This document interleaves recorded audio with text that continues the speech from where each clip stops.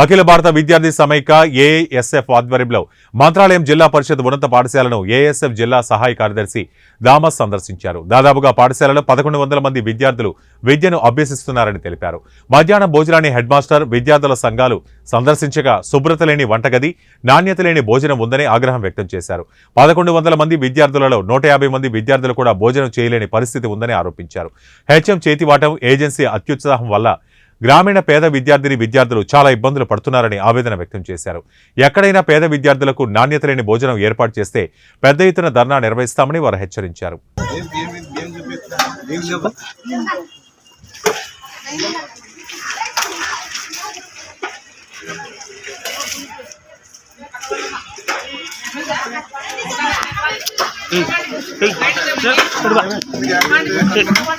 Side పోండ్రా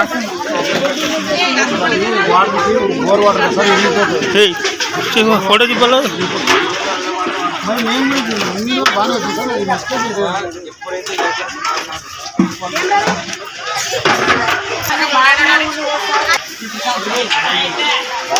ఏ నీళ్ళు వేసినా ఇక్కడ రాకూడదు కదా.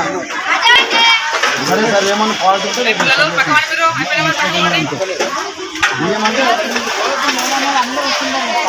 అన్న ఎన్ని వస్తుంది పిల్లలు